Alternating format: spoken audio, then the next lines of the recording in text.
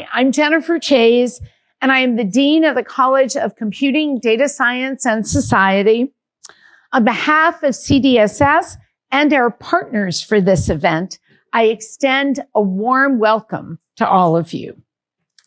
So we've partnered for this event with the Vice Chancellor for Equity and Inclusion, Fabrizio Mejia, with the Dean of Mathematical and Physical Sciences, Steve Kahn, and his team, with the College of Engineering Student Services Associate Dean, I've seen him here, Oscar Dubon, and his team, and with the ASUC, and in particular, ASUC Vice President for Academic Affairs, Kenneth Ng. We're delighted to welcome Zach Bleemer back to Berkeley. He's one of our alums, and we're incredibly proud of him.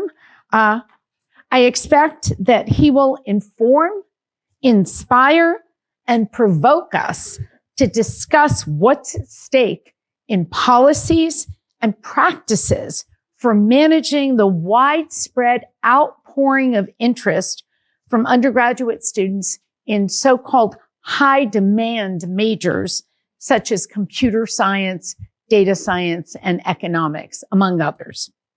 Public research universities like ours are challenged to address this demand in ways that ensure equitable access for students and support dedicated faculty and instructors. We would like to encourage conversation that considers the implications of our students and faculty and impacts on the workforce and our economy. Zach Bleemer has researched and published extensively about this issue, and the impact of national and state laws, including affirmative action and Prop 209, college admissions policies, such as the use of the SAT and race-neutral criteria, and restrictions to high-demand majors. He has also studied the relationship between funding models for public universities and access to the benefits of education at these institutions. Zach is an assistant professor of economics at Princeton University and a member of the National Bureau of Economic Research, a labor economist who specializes in the economics of higher education. Zach is also a faculty associate of Opportunity Insights and the Center for Studies in Higher Education at Berkeley. His recent research studies the allocative efficiency and economic mobility ramifications of educational meritocracy. He earned his PhD in economics from Berkeley, and I am thrilled to invite him to present his talk, Who Gets to Decide? Yes, is that the title? Yes. Who gets to choose? Who gets to choose? Yes. Okay.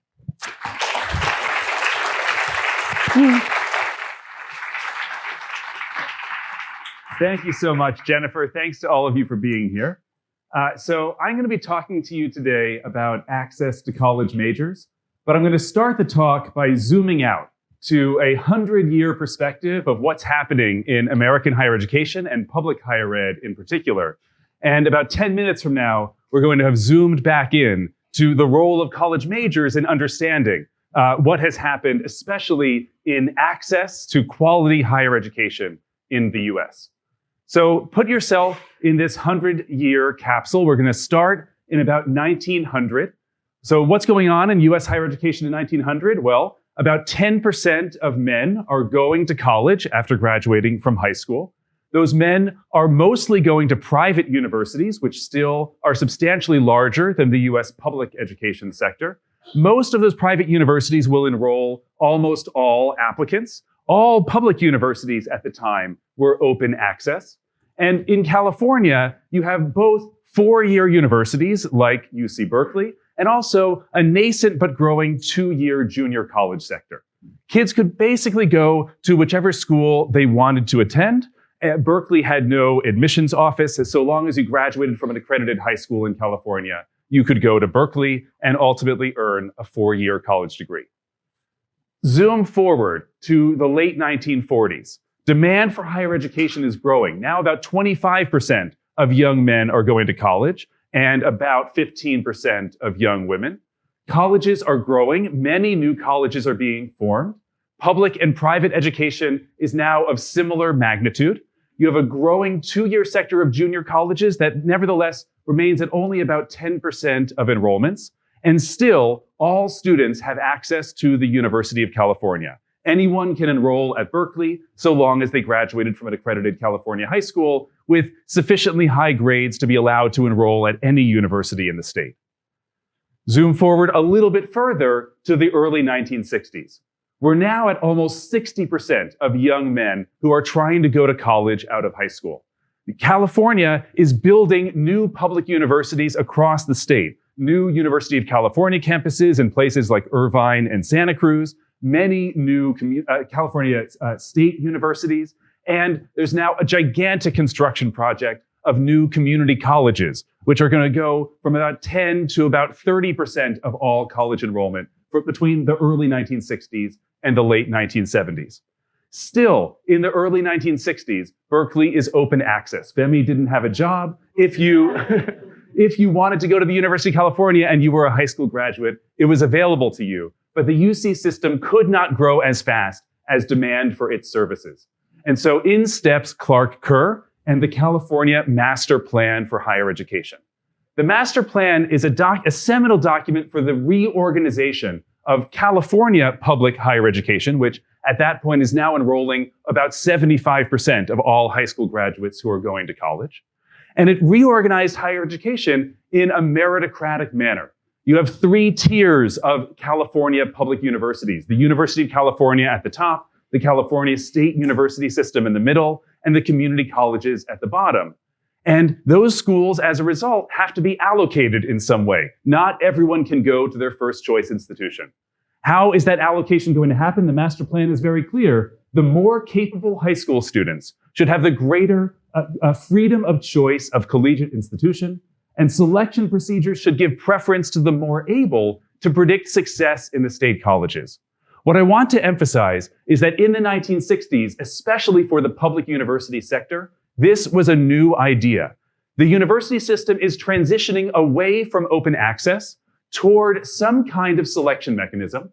They've chosen their optimal allocation scheme for selection, the way they're going to allocate access to the research university system, and then below that, the teaching-oriented four-year schools, and below that, the community college system, is by effectively pre-college academic preparation. Those students who come in with greater capabilities are going to be, academic capabilities in particular, are going to be given access to relatively higher cost and relatively more challenging higher education, with the idea that those students are going to be able to handle it, right? We're using academic preparation because it predicts success in the state colleges. And so we're going to have this tiered system of students being allocated across schools in hopes to maximize graduation rates and ultimately maximize the degree to which young people are able to take advantage of this extremely lucrative public resource that has been built by the state of California in its public university system. You can now all see me. Hopefully you can still see the slides. So we have this change. Higher education, now you can't see me. We have a change. Higher education is now being allocated by pre-college academic preparation. That has pretty substantially exacerbated over the last 50 years. So Berkeley starts selective admissions relative to the rest of the University of California system in the mid-1960s. Even as late as the 1980s, many University of California campuses were still open access to so-called UC eligible students, though there are no remaining such campuses. Along with this dramatic change in selectivity across institutions, there has been a dramatic change in the value of American higher education to the distribution of young people who are choosing to go to college. So what I'm showing you here, hopefully these colors mostly show up, is the log wage value of going to college for kids in light gray from the bottom parental income tercile, and in black for kids from the top parental income tercile. So what I'm asking is, conditional on the choice of going to college, such that for people who make it through at least 1 year of school, what is the value of that college education that these kids are receiving in the labor market years later? What I want you to see in this figure is that from the 1920s until the 1960s, the value of college for low and high income kids is very close to each other. The value of college is roughly 20% of wage. Kids who go to college earn about 20% more. That's the way to interpret this log dollar y-axis than kids who graduate high school, but who do not go to college. Now, this number is smaller than the number you might be more familiar with, the so-called college premium, which is the premium of earning a college degree, getting at least 4 years of a college education. Here, I'm not conditioning on a 4-year college degree. This is just everyone who chooses to go to college. What I want you to see is that since the 1960s, these dots have spread apart. Now, you can see with these 95% confidence intervals, there's a lot of noise in each of the individual estimates. It's surprisingly difficult to find data sets that allow you to measure college premia by parental income, because that requires that you observe directly the amount of money kids' parents made when they were in high school. But very clearly, you can see by the end of the 20th century, these dots have moved apart pretty dramatically, where it looks like the average return to going to college for kids from the top parental income tercile is almost double the return for kids from the bottom parental income tercile. This is a dramatic change in how American higher education works. It seems like there was a long period before the California Master Plan in which, conditional on going to college, poor and rich kids got the same value from their college going.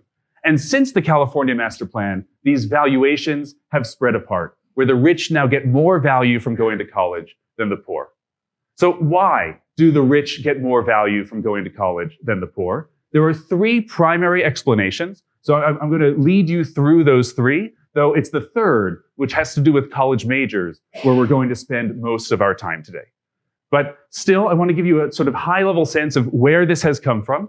There are 3 places. The first place that this has come from is dramatic changes in the quality of institutions across higher education.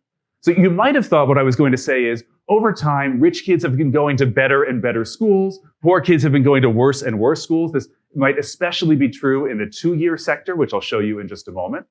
In fact, Berkeley, which is a school that tends to enroll many more high-income students than low-income students, has always tended to enroll more high-income than low-income students.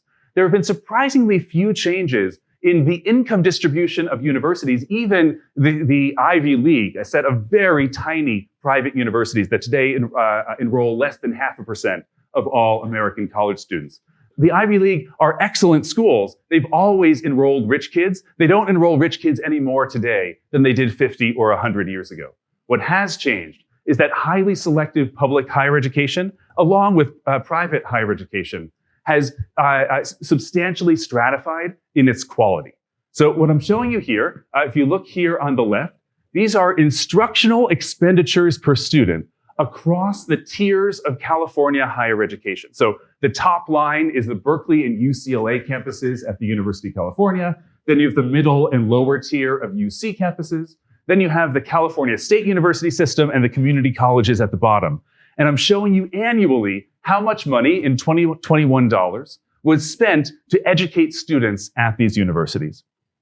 What I want you to see is, and maybe this is somewhat surprising to folks who I think are sort of living in a perpetual state of austerity on the Berkeley campus, is that sense of austerity does not necessarily line up with aggregate institutional expenditures on instruction at Berkeley, which is to say, it has always been the case that Berkeley has expended much more to educate its students than kids in the California State University system. If you were to extend this back, we have pretty good numbers even from the 40s and 50s, suggesting that Berkeley was expending about 50% more on instructing students than universities like the CSU system. By 1990, they're expending over 100% more than the CSU system. And today, they're expending over 400% more than the CSU system on average. There's been a dramatic change in where money is spent in higher education. The good schools have gotten better. The lower tier schools have gotten relatively worse not only in expenditures, but also in the value that they provide to their students. Expenditures providing one meaningful metric of that value. So here's one thing that's happened in American higher education. There's been stratification of value such that the schools that tend to enroll higher income students have gotten relatively better in educating those students over the last 50 years. Not only is it the case that those schools have gotten relatively better, but the value that those schools provide tends to be relatively larger for low-income students than high-income students. Every additional dollar you spend on education tends to be of greater value to students who come in with less learning and who have more to learn from and gain from relatively high-quality institutions.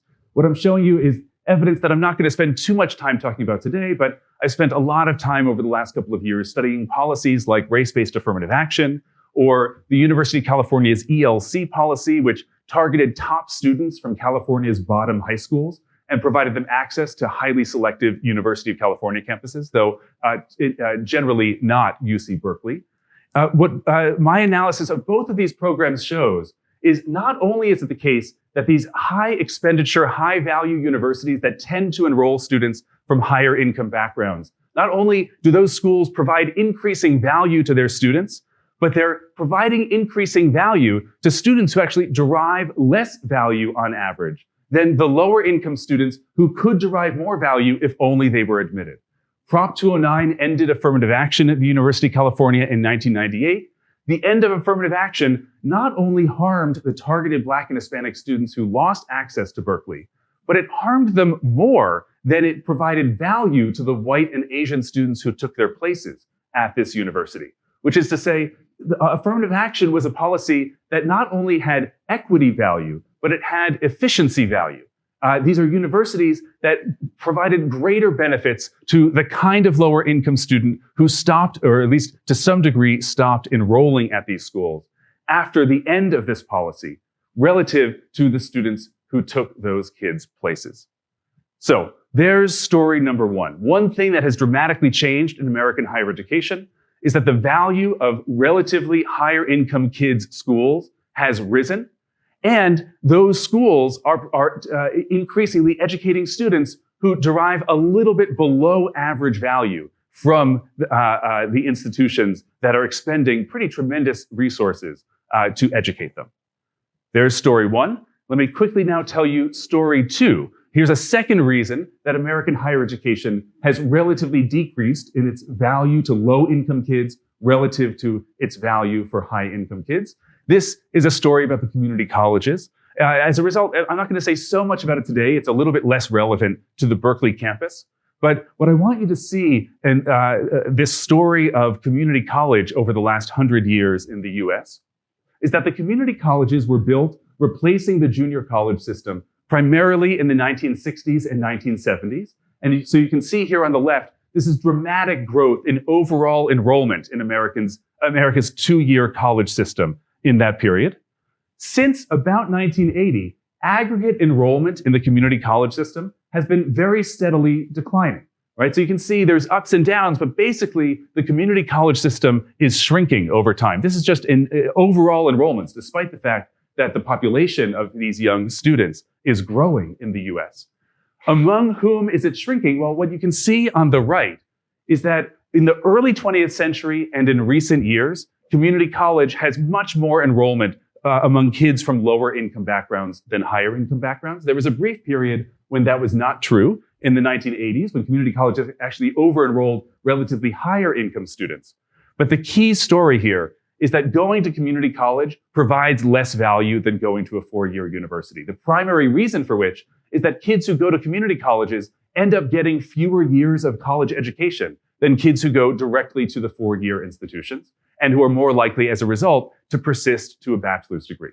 So a second reason that American higher education has slowly declined in its relative value for lower income students is that lower income students have exited the community college system less quickly than higher income students. Higher income students, after a very substantial increase in enrollment between the 1960s and 1980s, quickly moved back into the four-year sector, much more quickly than lower income students who remained in the two-year sector in part because of increasing selectivity in the four-year sector, for which reason they only had access to these relatively lower value, primarily local, two-year colleges and universities. So there's story number two, though not, I think, the main story I wanted to focus on today. Story number three is the main story. So our goal is still to explain why American higher education has become somewhat less valuable for lower income students over time. And story number three is a story about college majors. Now, I'm going to show you, to start this discussion of college majors, a figure not about parental income, but about race. So the way this figure works is that I take all college majors in the US and I find the average wages of kids who earn that college major. Computer science is among the most lucrative college majors in the US. Elementary education is the lowest value college major in the US. I'm indexing majors by these average wage values and then showing you here the average wage value of college majors earned by white and Asians, that's non-URM students, relative to the average college major earned by Black and Hispanic students, URM students, in the US. A negative number means on average across all universities in the US, URM students earn majors that pay a little bit less than the majors earned by their non-URM peers. And what you can see is that between about 1990 and the early 2000s, that number was negative but flat. But since the 2000s, that number has been trending downward, which is to say over the last 25 years, Black and Hispanic college students in the US have been steadily earning lower and lower paying college majors. Now, which majors in particular are driving this trend? So what I'm showing you here, sorry if this doesn't come through very well, but I'll try to explain what you're looking at. What I'm showing you here is data from the University of California. It's system-wide. There are three sets of lines. There's a solid line and a dotted line in each of three colors. So what these lines are showing you is the share of kids from the top and bottom parental income tercile who earn three sets of college majors annually from the 90s through about 10 years ago.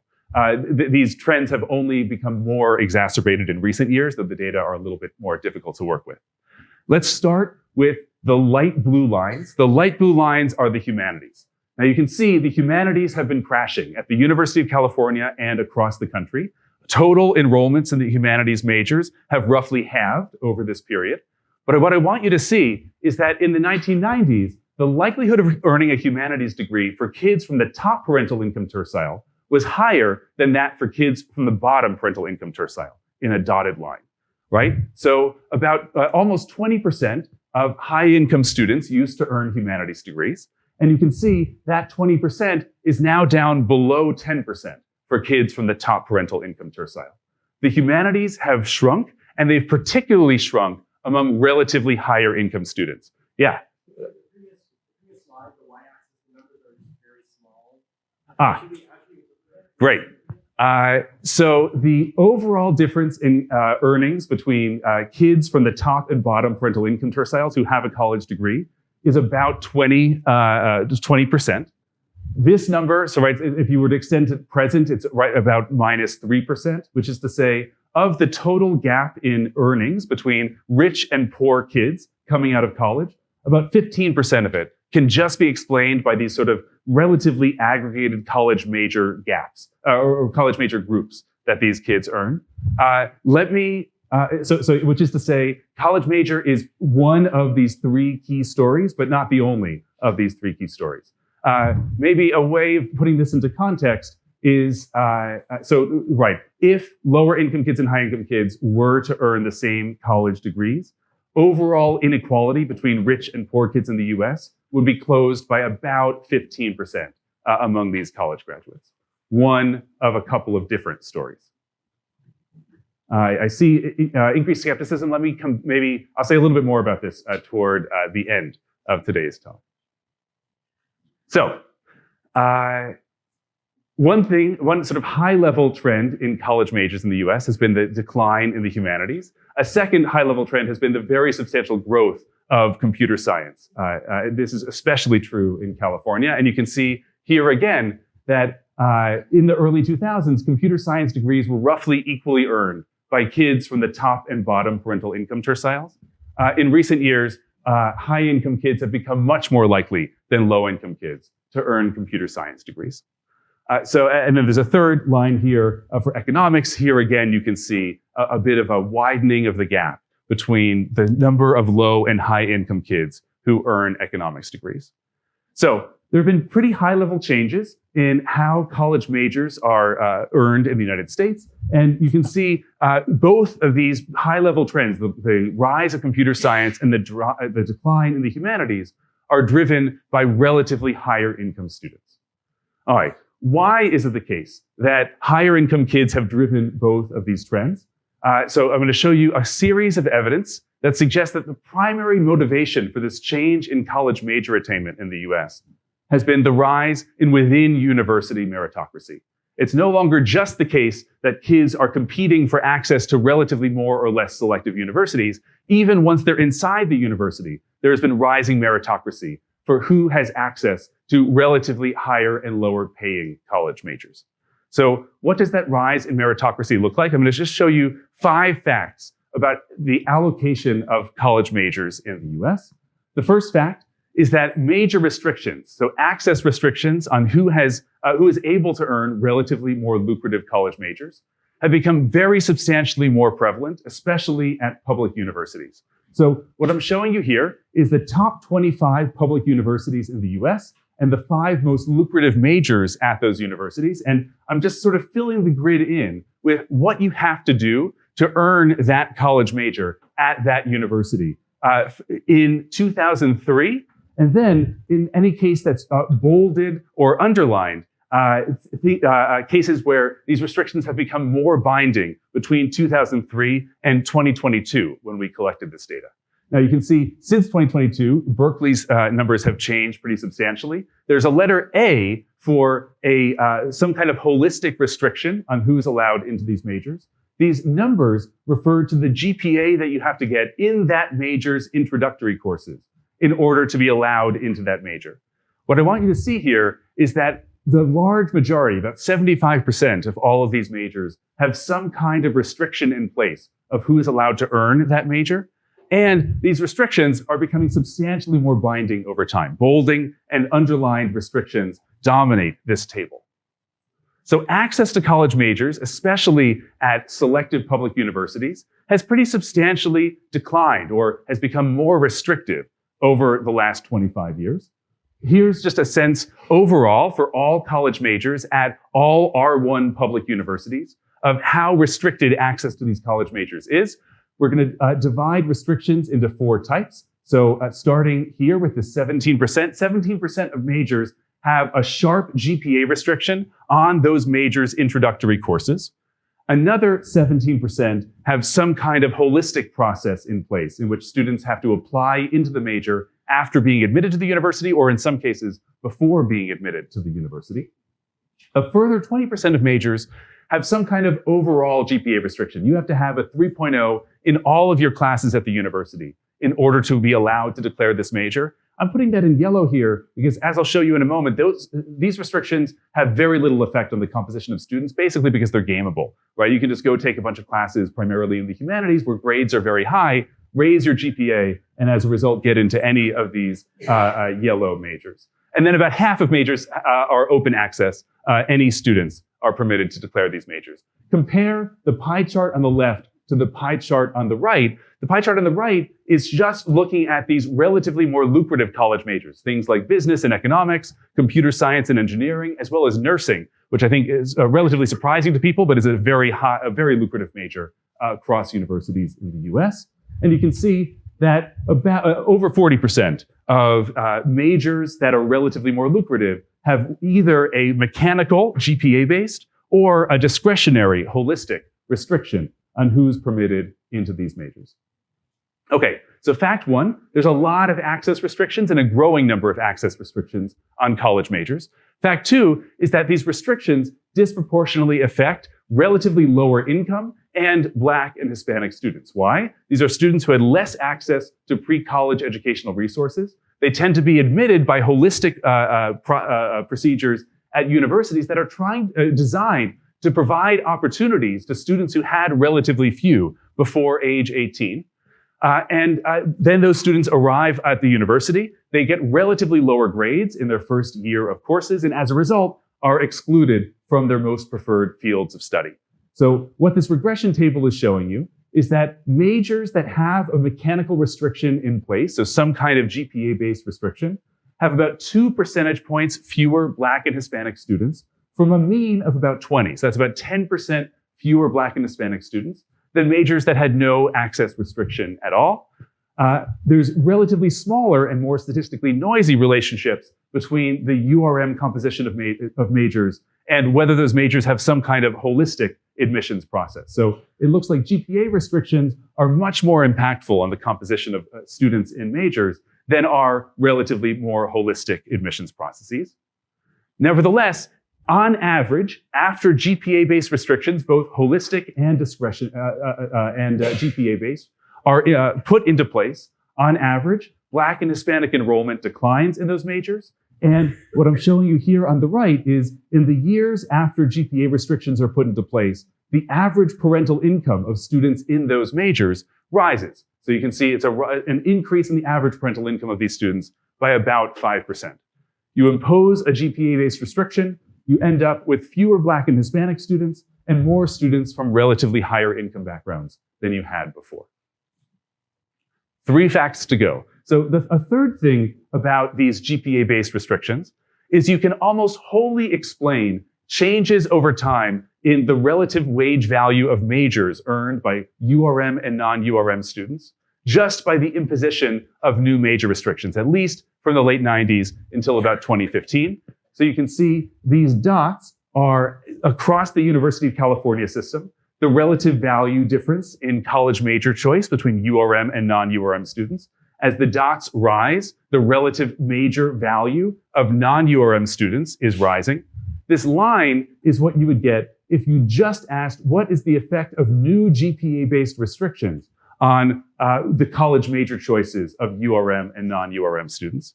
You can see up until the financial crisis, the line is roughly tracking these dots. So you can fully explain growth in major stratification between URM and non-URM students just by the imposition of new GPA-based and holistic restrictions. Since the financial crisis, growth in stratification has exceeded the growth that you would have expected just by new GPA-based restrictions. This is for 2 reasons. One is the ratcheting up of existing GPA restrictions, especially in computer science related fields after these years, which we have just some difficulty in capturing in the simulation. A second thing that's happening in the University of California is the very substantial increase in out-of-state enrollment, and especially international enrollment, which has very high demand for more lucrative fields. That demand is crowding out relatively more disadvantaged in-state students. But notice that that crowding out only happens because of access-based restrictions. If everyone were allowed to study computer science, then there's no notion of out-of-state crowd out in the computer science major. Okay, so there's this aggregate trend of lower income and Black and Hispanic students getting less value from college because they're earning relatively less lucrative college majors. And along with that, we can fully explain this aggregate trend by changes in university policies that have increasingly restricted access to students who perform relatively better in their freshman year, who tend to come from relatively more advantaged backgrounds. Point 4 is that these restrictions not only target relatively more disadvantaged students, but are extremely costly to them. So what I'm showing you here is effectively a case study. It's an analysis of the economics major at UC Santa Cruz, which imposed a 2.7 GPA restriction during the financial crisis. So here's the idea. You come in, you take 2 economics courses. If you get below a 2.7 GPA in Econ 1 and 2, then you are prohibited from earning the economics major. You have to go study something else. What I'm showing you here is the average wages 10 years later of kids who were below or above that 2.7 restriction. 2.7 and below, you were out. 2.8 and above, you were in. What you can see is that kids below the threshold were earning pretty substantially less money. This gap is about $8,000 relative to kids just above the threshold. Even more notable, though, is that some of these kids were still allowed to earn the economics major. Only about a third of kids below the threshold were actually kicked out from the major. Many kids were able to find the right administrator, cry to the right person, and get into the major despite this hard and fast GPA-based rule. As a result, for each kid who actually got kicked out of the major, those kids ended up earning about $20,000 to $25,000 less, which is to say they lost about 40% of their earnings relative to if they had been permitted to study the economics major. Now, I want you to notice two key facts about this decline in incomes. One thing I want you to notice is that these kids are not good at economics. These are kids who got a 2.7 B- average in their introductory economics courses. Even for those kids, it seems like the economics major would have been extremely valuable to these students. Now, there's a second thing to notice, which is that if you look at what majors these kids end up earning, something that I think we'll come back to in our discussion later, these kids tend to earn majors in qualitative social sciences. This is sociology, political science, and environmental studies, most dominantly. If you just compare the average wages of these kids' majors with the average wages of these kids' majors and do your best to just try to estimate what is the average value of an economics degree and how does this compare to the average value, what you would see is that these kids are not only deriving very substantial value from access to the economics major, but actually these kids were earning above average value. This connects back to the point I made earlier about race-based affirmative action and alternative race-neutral admissions policies in the University of California system. Relatively lower academically performing students don't just derive value from more lucrative, more selective, and in tendency higher investment, higher education. They actually derive substantially above average value from access to that education. These are kids who had more to learn and as a result, more to gain from access to the Santa Cruz economics major. And if Santa Cruz had flipped, if it had chosen to enroll these kids in economics and not enroll these kids in economics, the average value of Santa Cruz graduates, the average wage of Santa Cruz graduates would have risen because these kids' wages increase more from access to the economics major than these kids' wages increase. A final point on that. You might be concerned, well, okay, in the short run, maybe this economics major can provide greater value to relatively lower performing students. But maybe in the long run, employers would learn the kids who are coming out of the Santa Cruz economics major are dumb. They haven't learned very much. They never knew very much in the first place. We'd be better off not hiring them. In fact, that does not happen. After GPA restrictions are put into place, there is no change in the average value of the college major that imposes GPA-based restrictions. Which is to say, it is true that the average wages of students who graduate from restricted majors go up. The reason those wages go up is that these majors are now selective. They're kicking out lower income and otherwise disadvantaged students. And so the average expected performance of students in these majors is going to rise. But the value of these majors to their students remains unchanged after the major chooses to kick out relatively lower performing students from the major. I've got two final points to make, and then we're going to move into a discussion. But as you're thinking about the role of college majors in the whole higher education system of California, I think there's two additional things to keep in mind. One is that the value of college majors is highly persistent over time. So you might be concerned that today computer science is a very valuable major. And so we can use the computer science major to promote both mobility and plausibly efficiency in the California economy by growing this major, educating more students, especially students who are not currently being educated in the computer science field. But we might be worried that over time, the value of the computer science major may decline, and we would have sort of targeted the wrong students or produced too many students in these fields. What I'm showing you here is the relative value of a series of groups of college majors from the 1920s through present. And what I want you to see is that engineering and business have always been at the top. The humanities has always been at the bottom. Social science and natural science has been in the middle. Natural science has risen a little bit relatively over time. But basically, the spectrum of college majors' value in the US has changed, I think, remarkably little over the last 100 years. And I think there's little reason to expect very substantial changes in the value, at least at a high level, of college majors in coming years. A final point to make is about computer science, a major that at Berkeley and across the country has become extremely restricted over the last 10 years. What I'm showing you here is the share of public R1 universities with either a GPA-based or a holistic restriction on who is allowed to earn the computer science major. Almost half of all public R1 universities now have a restriction. Keep in mind that even at Berkeley in 2010, the computer science major in the LNS was unrestricted. Anyone could earn the major quite recently, but demand has increased very substantially, and the university has not increased supply to the same degree. I think the colors for this figure don't show up very well in the back. I apologize for that. But what I'm showing you here is the distribution of wages of computer science majors coming out specifically of UC Berkeley. So these are data from age 20 to 65 that I've made available on the website cliometric.org at the bottom here. This is the distribution of wages across the life cycle, 25th, 50th, 75th, and 90th percentile of wages. For the computer science major, relative to, I chose mathematics as a plausible, relatively unrestricted counterfactual major that these students may earn. And what I want you to see here is that computer science majors initially and over the entire life cycle are earning pretty substantially higher wages than students in these other fields, mathematics in particular. Okay, so takeaways from everything that I've led you through today. What I hope you've seen is that since the master plan reorganized California higher education, lower income students have been steadily losing access to high quality education, both across universities inside the four-year sector, across universities between the 2- and 4-year sectors, and within universities across college majors. And this rising cross-university meritocracy is going to play a role, which is to say the rising selectivity of universities is important in this story, but not as important as thinking about what's happening inside of institutions. B- students are learning, even if their professors don't always think they are. And restricting the most lucrative education to these most prepared students is easy from the professor's perspective, but has both equity and efficiency costs.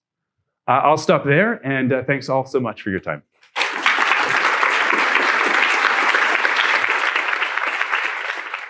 So many members of the audience shared questions with us, and I'd like to thank you for that. And we've put a lot of questions together, and so there's kind of a little bit of an intro to each one. This first one, I'm going to go to Ben first. The overall question is, how should we think about resource allocation in light of Zach's findings? And in particular, what I mean by that is that Zach's work has shown that limiting access to high demand majors that lead to lucrative careers can potentially lessen students' future earnings. The limit on access, to a large extent, is due to how resources are allocated on campus. So, a simple conclusion of this would be, many of you would say too simple, and some of you would say yes, but, why isn't a conclusion of this work that the campus should shift resources, including possibly faculty lines, away from other fields to increase resources to high demand majors? I mean, that would be like the simplest solution. So, Ben, what do you think of that? So it's a great question, and obviously I understand why it's asked. And I think we want to, back up a couple of steps. Yes. All right. So first of all, we do shift resources, but some resources shift quickly, and some resources shift a little bit more tectonically. And budget for what's called temporary academic support on this campus does move very responsively to student demand. Everyone here who's a head of a department says, what? I don't get enough tests, but everyone says that, remember, right? So we're talking about relative and shifting. Faculty lines also move, and the budget committee, which is a faculty senate committee, which plays a large role in allocating slots on this campus, does take that into account. Again, the movement is slower than probably some people would like. But now we have to back up a little bit and we have to ask the question, what is the purpose of the university? Right? So one purpose you could say, and it's not what Zach is saying, of course, is it's to find the highest paying jobs for the people who come in as undergraduates. Okay, if that was its sole purpose, first thing we would need to do is add a nursing major. Okay, right? Because Zach has shown nursing pays really well. In fact, there was an article in the San Francisco Chronicle, I don't know if you saw this article, but what were the two highest majors across the state of California? Computer science and nursing. And nursing actually was beating computer science at many of our competitor schools. So if that's our sole purpose in life, is to make sure that our undergraduates, get the highest paying jobs possible, we should add a nursing major. We're not going to add a nursing major. Why are we not going to add a nursing major? Because we think the University of California has many purposes in life, including developing research and knowledge in a wide variety of areas, providing access to a wide variety of areas for students who may want to take courses for reasons other than the fact that they want to get as much money as possible when they graduate, right? Some people are here for the life of the mind. Some people are here because they want to pursue certain things because that will lead to other careers that they will find rewarding, even though not highly remunerative, and so forth. And that's part of our mission too. So, and then the final thing I will say very quickly on resources is, obviously, all of our problems are resource problems, right? If we had more resources, we could expand the entire size of the university and admit more students, period, which is also a point that Zach has made, that access to top universities is also really critical for the careers and well-being of people going forward. So, Zach, what do you think? Do you think we should be shifting faster? Do you go around and you talk about this to many people at many universities. So, there's a whole spectrum, as Ben said. We could close down and become like a computer science and nursing. We could close down everything, become a computer science and nursing college, university. Or we could spread our resources so that we even more restrict some of these high value majors. So what is your sense of the best course of action? I understand that you are an assistant professor economist, not an EVCP or chancellor, although that may be in your future at some point. But a small, a school that essentially enrolls 0 students very far away from here. Yes. I think it's a very interesting question. So the state of California owns 150 schools of higher education, and it chooses how to leverage those 150 institutions to most benefit the state. At Berkeley, it owns essentially, I think, what could be thought of as a scholars collective. And the question is, why do you want, as a state, to own a scholars collective? I think there's good reason, and indeed many states have effectively chosen to not own a scholars collective and to leave scholars collectives to the private sector. California has chosen to own this scholars collective in part to educate many, many young Californians, which many scholars collectives, including my own, have effectively chosen to not do. In addition, that scholars collective is producing a tremendous amount of research, much of which has public interest in California. So there's a trade-off in this particular scholars collective between teaching, teaching, research, and service missions of the university. I see this question of resource allocation as fundamentally a tension between the teaching and research missions of California's Scholars Collective. It could shrink relatively low demand fields, but those low demand fields are producing a body of scholarly research that California has chosen to value, I think, for many good reasons. And on top of that, it provides those scholars to top students from across California, even if those students aren't earning a major in that field. So one thing I didn't show you is if you compare the average wages of computer science majors who take 2 versus computer science majors who take 6 courses in the humanities, you see a very striking pattern where initial wages of students who take more humanities degrees are relatively lower than their peers who take relatively fewer humanities degrees. But This pattern pretty sharply shifts by age 30, such that between ages 30 and 60, the more humanities courses you take, the higher your income as a computer science major, up to a point. If you're a double major in the humanities, actually your income then falls pretty substantially below the single majors in computer science. I think it's easy to forget that not only are the humanities providing a lot of value in things that I can't measure and thus was unable to tell you anything about, but also are providing direct value in terms of labor force productivity that even if their majors are not generating, their education is. And California has, as a result of that and many other things, chosen to invest to have those people as part of the Berkeley Scholarly Collective as well. Okay, so what I'm taking from this is we should try to get philanthropy to open up more campuses for Berkeley so that we can teach more of everything, right? Okay, so now from a prospective student's vantage point, focusing on future earning potential. So we're assuming what the student is focusing on, which is more important, the prestige of the institution or the major pursued?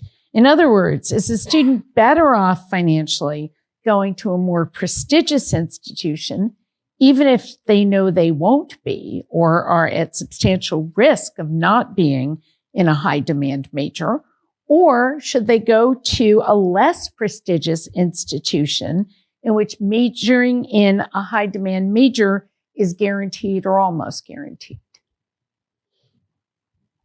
So it's a bit of a tricky question to answer because there's so much variation in both cases. There are thousands of higher education institutions in the US. There are at many universities over 50 and sometimes over 100 college majors. But maybe just trying to focus in on what I think are the most relevant questions here. If you compare average wage value differences between, say, UC Berkeley and UC Davis. Berkeley has greater wage value than UC Davis. And then if you compare that gap to the gap between, for example, as I just showed you, economics versus sociology in terms of these majors' wage value, or maybe more pertinently, computer science versus data science versus relatively less quantitative majors. The gaps in wage value across majors are very substantially larger than the gaps in wage value across institutions. Interesting. Okay. Ben, do you have any comments on that? I mean, I know you have this isn't your research area like it's Zach's research area, but. I mean, I will defer to the expert. Yeah. I don't really think, if that's all you cared about is making money. Yes. It's probably Zach's findings tell you what to do. Yeah, which is interesting because I do get parents of prospective students asking me that. So now I have a quantitative answer to give them, assuming that future earnings are the one objective or the sole objective. Okay, so now I would add one thing though, and Zach, so there's obviously the central tendency, and that's what you measured. Okay, but now I want to think about the variance for a moment, and I wonder whether, if you were thinking about the upside potential, whether you would be better off going to a Berkeley than maybe a Cal State, because you're just going to be meeting so many more people doing all kinds of incredibly interesting things that might lead to incredible startups and so forth, and networks and all of this. You ever thought about that? It's there's just so many comparisons that you can. So I showed in that figure right at the end that the upside potential to being a computer science major is really high, and it's really high maybe for different reasons than the upside potential of Berkeley is really high. But from the perspective of the state, as sort of it's thinking through, which one would you want to grow more, right? If your goal is to generate innovation or to generate entrepreneurship or all of these other potential sort of spillover benefits of education that aren't necessarily wholly captured in wage, I think it is pretty plausible that those things are generated to very high degree at the sort of the kind of institution that it just invests incredible resources through faculty and other measures in its students. I think it's a sort of interesting area for research, but I don't think we have a great answer on that point. Great.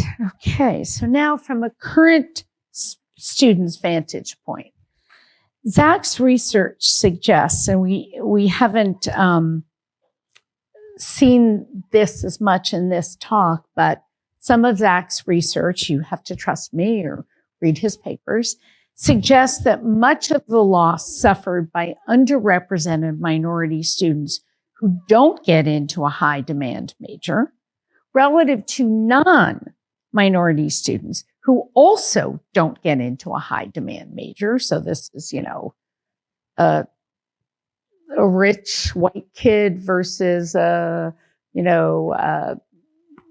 bottom tercile, underrepresented minority kid. Much of that loss has to do with differences in the choice of their alternative major. Okay, so if you don't get into computer science, what are you choosing instead? Are you choosing sociology? Are you choosing math? Are you choosing data science? So Zach has noted that there are a number of adjacent majors that are not restricted that seem to result in similar earnings as the restricted majors.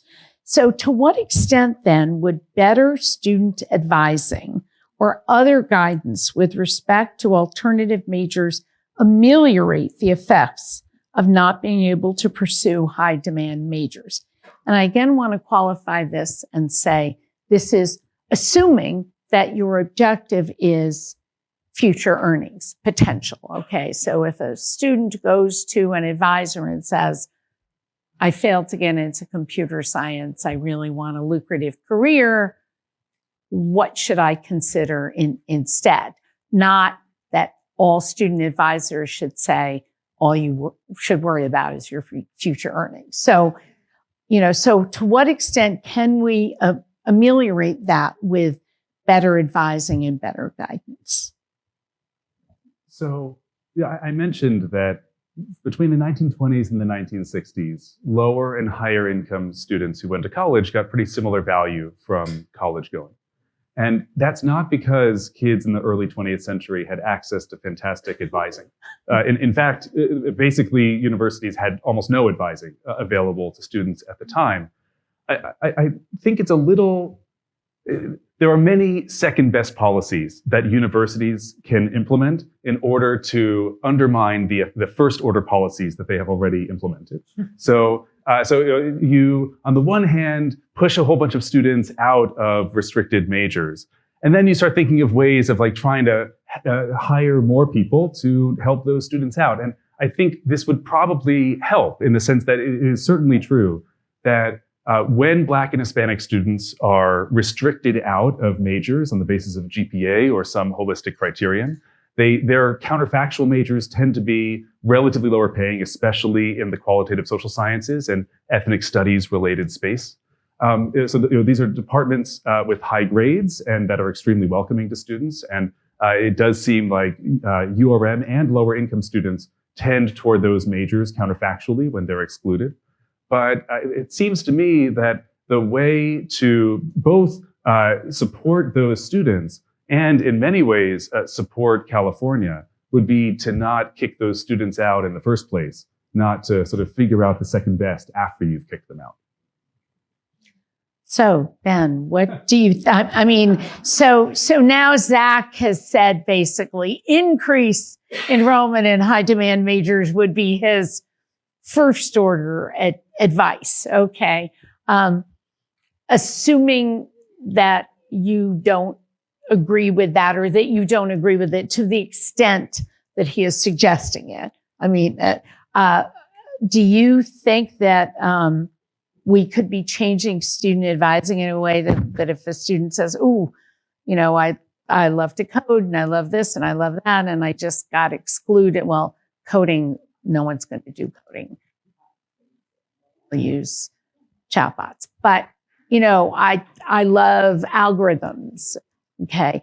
And I also, I'm the first kid in my family to go to college, and I'm really just destroyed by not having gotten into computer science. Do you think that there are things that we could do that we are not doing with student advising and guidance that could help them find a major that fulfills their aspirations more closely than the ones that they choose?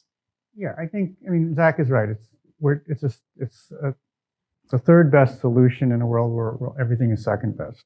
We have so many constraints. On the other hand, I do think that there is a challenge that people who come from, particularly, I would imagine, first generation students, they don't come with the social capital to understand how to navigate universities the way that students whose parents were college graduates and so forth.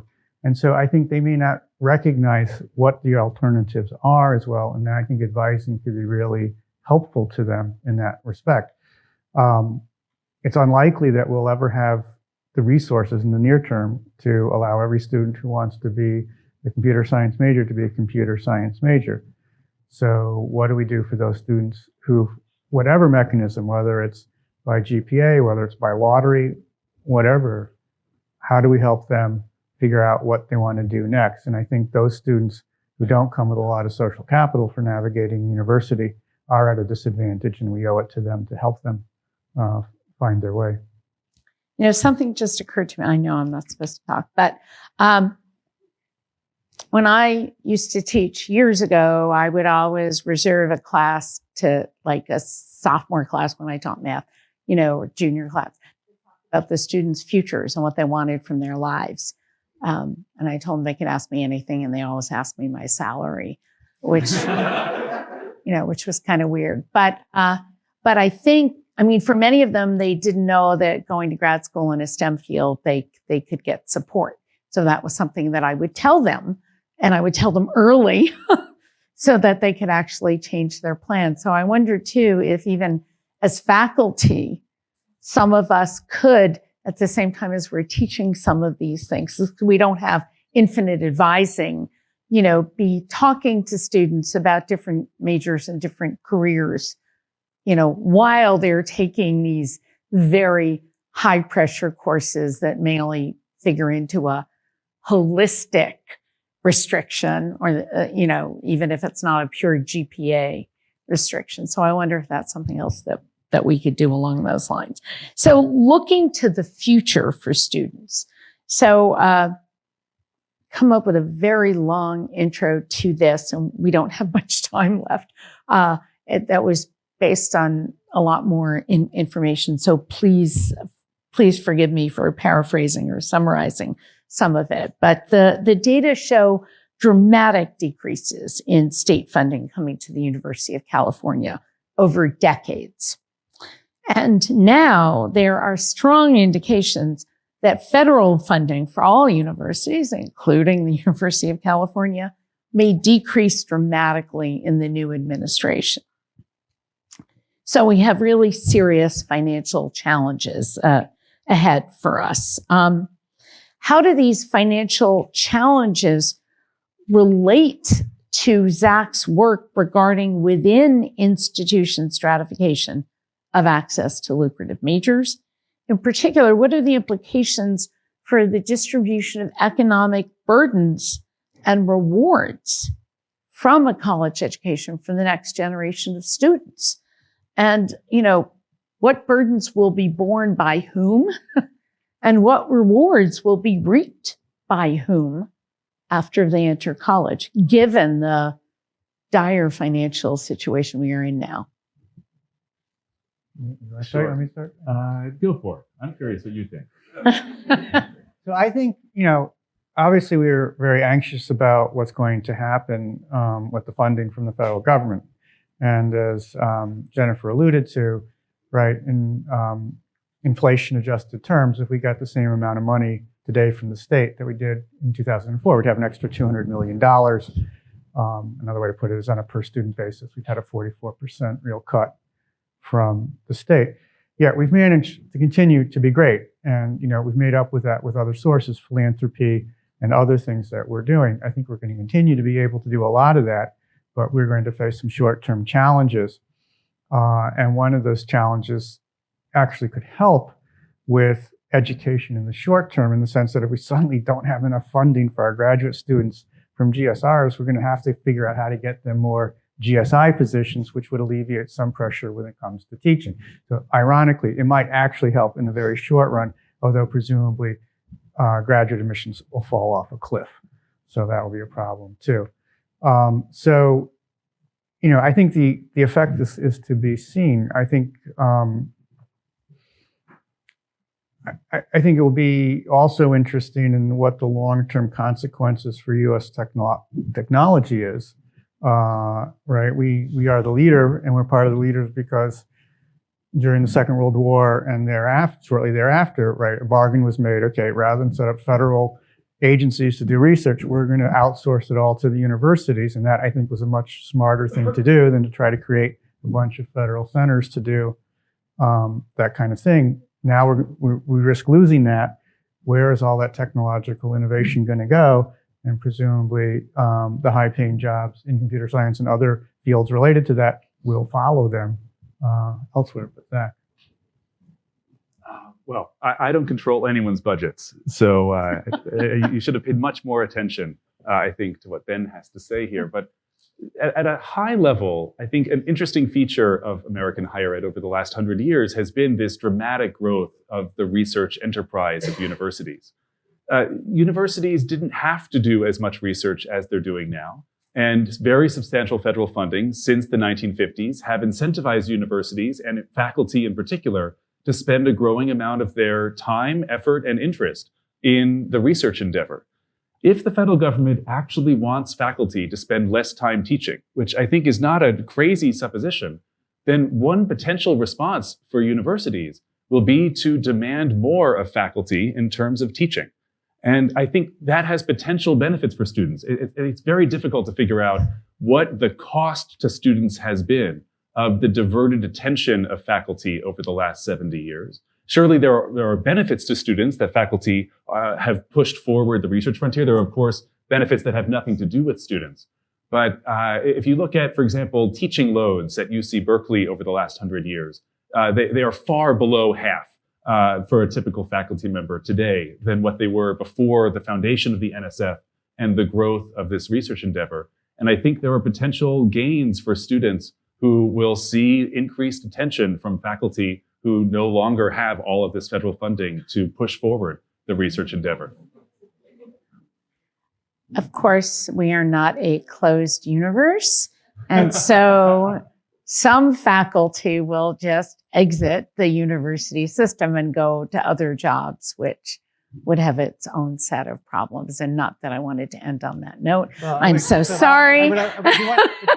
Here's something to keep in mind. So if you go to Humboldt University in Berlin, which used to be the University of Berlin, there's this grand staircase. And as you walk up the staircase or downstairs, it doesn't matter which way you're going, they have pictures of all of their Nobel laureates back to when the University of Berlin. And you could not reject the null hypothesis that the University of Berlin was guaranteed 3 Nobel laureates every year at the beginning. 1901, they got 2. 1902, they got 3. Whatever. And then you hit 1933. Boom!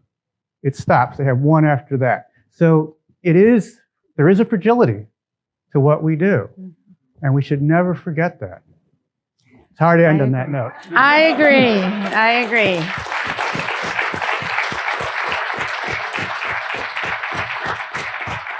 Okay, well, thank you so much, Zach, for a brilliant talk. Thank you so much, Ben, for coming up here and being on the hot seat in light of that talk. Ben is someone who sits calmly in the hot seat as all of us ask him what we are going to do about limited resources. And we all have the answers that we want. And Ben has to adjudicate some of this stuff. So it's really hard. So thank you, Ben, for joining us.